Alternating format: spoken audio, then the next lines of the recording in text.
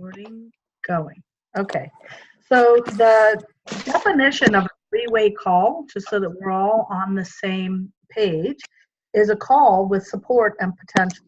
The purpose of at the same time, the purpose of a three-way call is it's a validation call. It helps to connect the dots for the person that we're introducing or sharing our business with. And it's not, this is really important. It's not just for the beginning to learn. Three-way calls you're going to use throughout your entire network marketing career. It's really important that we get on board with that. And the reason is because it teaches duplication. It shows support for the new potential. So when you're on the phone with someone, they are evaluating, and we're talking to them about a business, they're evaluating this business. And they're evaluating this business not just in the words that we're saying and the information, but how we're actually doing the business. This is a business of duplication. If we want people to duplicate what we're doing, then we duplicate by introducing the business with another person to show them you don't have to do this all by yourself. This is a business that we build together as a team. You're in business for yourself, but not by yourself. Now, you've heard that a million times, but it really is true. And three-way calls support that in every way. So how do you set up a three-way call? Well, a three-way call, there's a couple of different ways to do it. There's a way to do it right in the beginning. I remember Brian Mattson talking about this, and I do this with Doc Perry, where I'm on the phone. He makes the phone call. I'm on mute. He talks to the person that he's calling and says, hey, I've got something I want to introduce to you. I've got my business partner on the phone. Do you have about 15 minutes so we can just really quickly introduce it to you and see if it's something you're interested in? If you're not interested, that's totally fine. But if you are interested, then we can go forward from there and we'll set up another call. So that's one way of introducing or setting up a three-way call. It's doing it right then. I've got plenty of time in my schedule to say, hey, Sandy, let's do an hour of calls this week. What day, what time?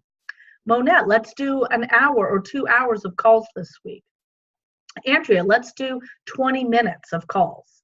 So we might only get 1 or 2 calls in, but at least they're getting done and we have this forward motion for our business and we're doing it together. The other way to do that is to introduce the business to someone, to a potential, and give them like a little video from the company and say, when you're done with that video in about 20 minutes, give me a call or I'll call you and I want to answer any questions. I'm going to have my business partner on the phone because she knows more than me and I want to hear what she has to say as well, or he. That's another way of doing it. Or setting an appointment.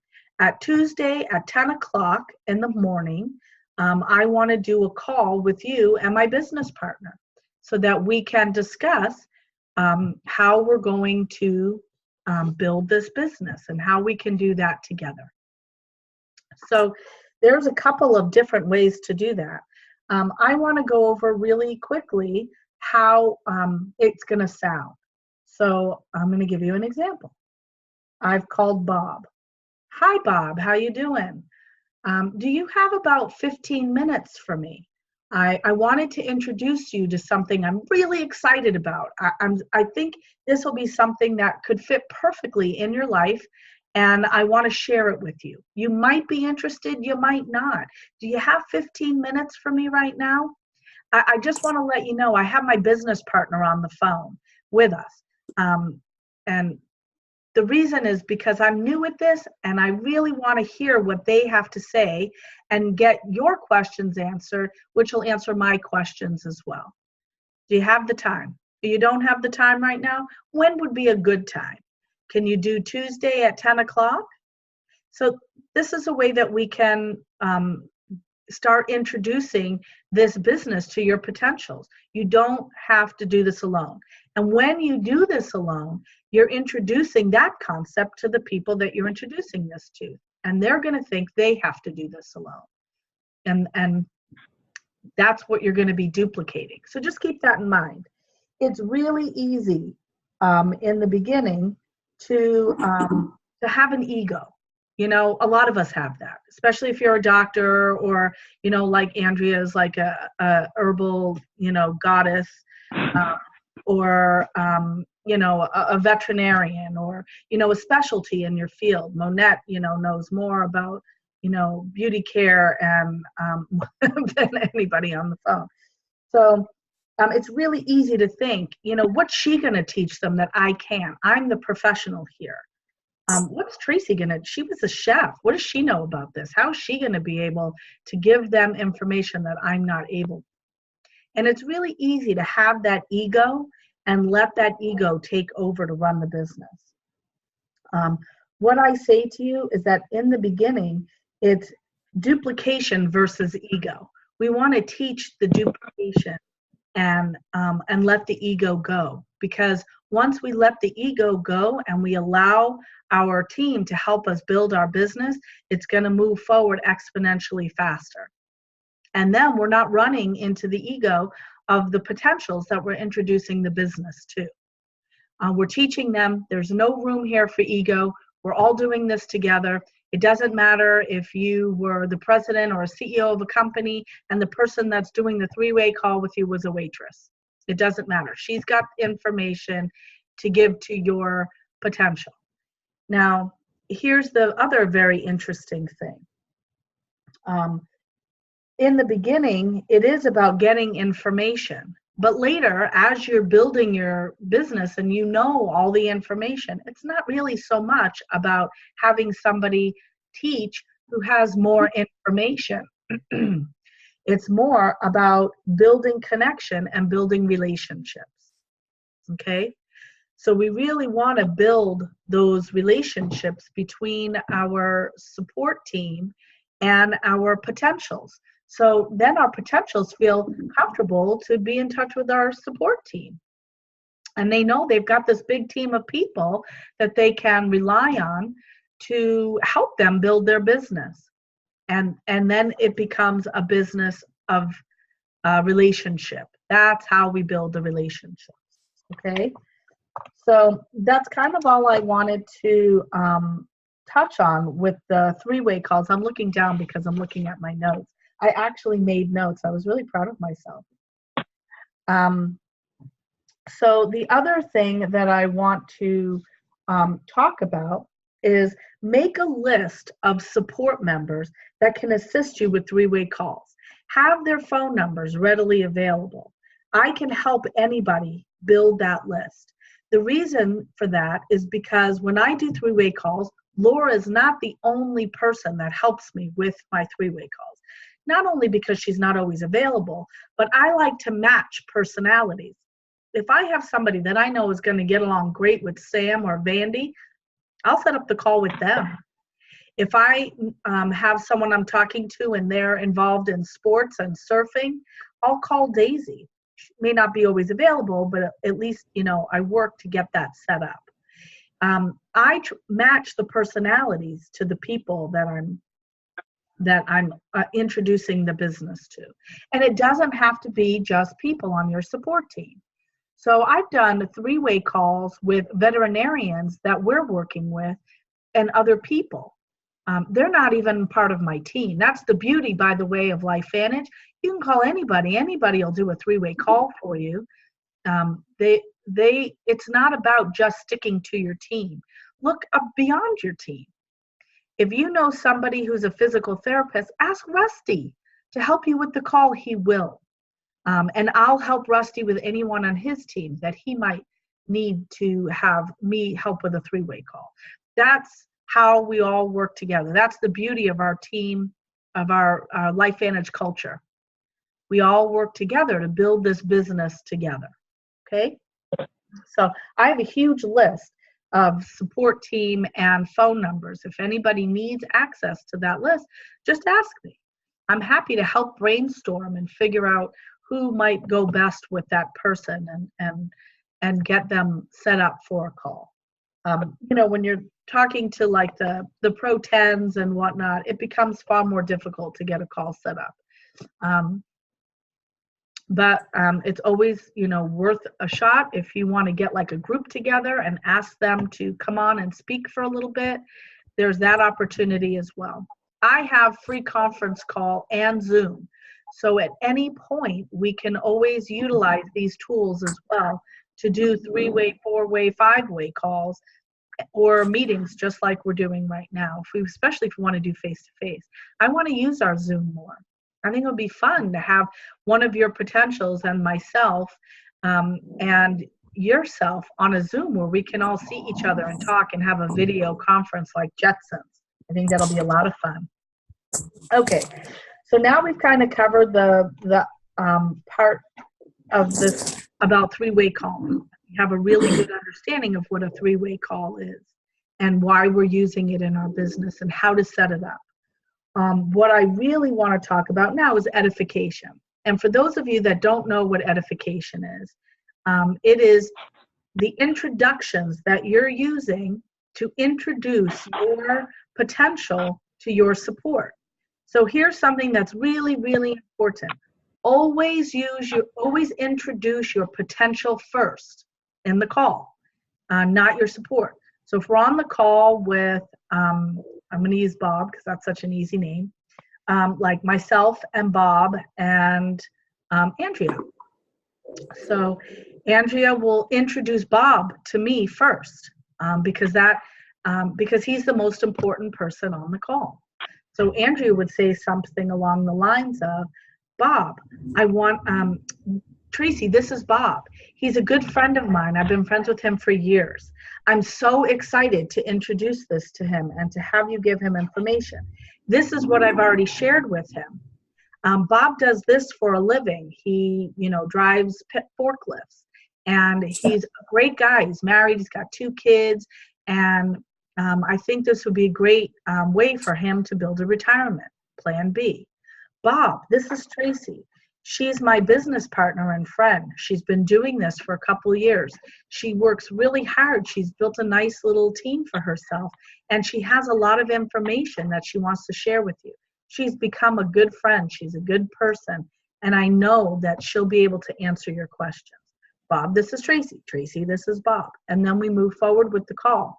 This is when you put yourself on and then listen. And then I have some information to talk to Bob. Oh, Bob, you're a forklift driver. How interesting. And we can go forward from there. If it's the important thing to remember, this is what I wanted to say. The important thing is to not over-exaggerate your support team to the other person, because then it can actually create a feeling of intimidation. So, for example, when I introduce Laura to people, I always say, Laura's become a good friend of mine. She lives on Kauai. She's another organic mama like myself. She has an amazing life, and she was an entrepreneur. She is an entrepreneur, and she's been working this business for about 3 years and is very dedicated to building this business as far as it can go and creating freedom for her family. Laura, this is so-and-so, so-and-so, this is Laura. So you can see, even though Laura is like a pro 6 and she's, full-time with the business, I'm not over-exaggerating because I don't want my potential to feel intimidated by Laura. Oh, this is such a big wig. I don't know. I don't feel comfortable talking to such a person on the phone. You just never know how people are going to react. So anyway, I think that's really important. It's also really important to work on your execution. So what I mean by that is, first, you always compliment your potential. You want them to feel good and relax. You want them to feel like you've inflated them on the call to the other person. Like, wow, this isn't my friend. Isn't she amazing? Or isn't he amazing? And I'm introducing this friend, this potential to my support. When we share with an excited, confident, and self-assured voice, we're more likely to have a good outcome. if we're speaking to our friend and we're being extremely timid, even in asking to set up the three-way, we're not likely to get a positive outcome, because warning bells are going to start going off in their head. What is she being weird about? I've been friends with her for years. Why is she acting so strange?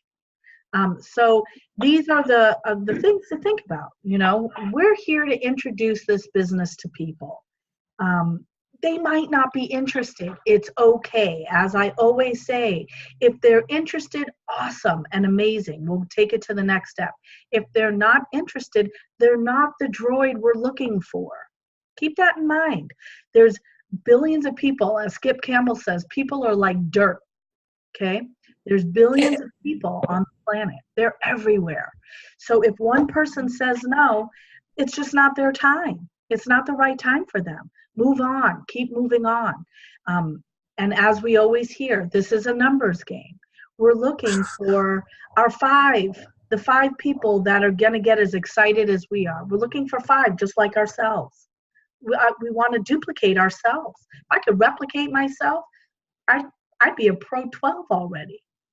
That's what I'm looking for. I'm looking for myself. And if we have to sift and sort through to find the people that are ready, that are like us. So what I'd like to do now is open up for questions. Oh, hi, Lisa. I see you're on the call too. Yay. And Reggie. Yay. So I just want to open up for questions at this point to see if anybody has any questions or would like to make any comments in regards to everything I've just said. Well, what you're saying about, if they're not interested, it's time to move on. I have a hard time moving on. Okay. Because I so know in heart that, that they would love this, that they would work, it would work well with them. And especially if they are afflicted with anything, it's really hard for me to move on and not take it personally. I'm really working on that right now. You know what's a good, what has worked for me with people that have, especially people who have issues that I know would be, can be helped by using Protandim, or our product line, I should say. I always say, is it okay if I check back with you?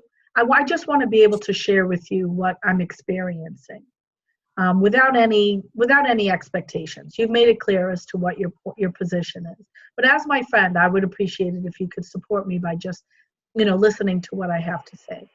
And I really haven't come across anyone that has said, nope, I never want you to speak to me about this again. Oh my gosh. I really never have that.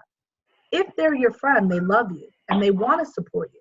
This just may not be for them, because for whatever reason, they're skeptical, they're, whatever. But it doesn't mean that it's not something that later on down the line won't be helpful for them to hear again. So even if it's the no is basically not now. Correct. Always. Yeah. Always. And it's not that simple, but thank you, because that just makes it it's easier to accept the no when you hear that. And the funny thing is I've actually had this happen to me. In the beginning, when people would say no means not now, and I was like, that just sounds sketchy to me. Somebody says no, they're saying no, But I've actually had this happen where I've said no, not now, or they've said no to me, and then like 3 months later, I'll mention something to them. Hey, I was just talking to my friend, and they've had this situation going on, and they started, using Protandim, and because their oxidative stress was leveled, they felt better. And I said, isn't that great? This is why I love what I'm doing right now. And they'll say to me at that point, and this has happened before, I promise you, they'll say, oh, really? I think I want to revisit this. Send me that information again.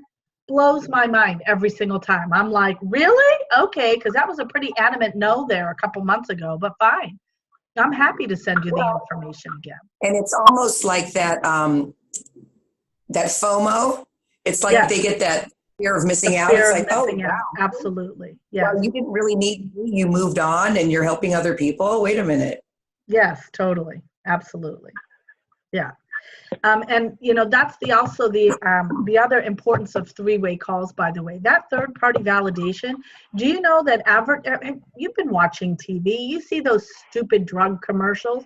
Do you know why they have the people on there? This person is not an actor, but an actual user. They're third-party validators. That's exactly what they're doing. There's somebody that you've never met before, you don't know them, but they've used the product and it's worked for them. So you're sitting there watching them and thinking, well, it's worked for them, it might work for me. That's the whole purpose of third-party validation. So having another person in the three-way call to say, hey, this has been my experience with this business and this product line can make all the difference in the world for someone. So now they're thinking, well, this is my friend and I love them. I don't even know this person and they're telling me the same information. And for whatever reason, when they say it's like gold. Oh yeah, of course.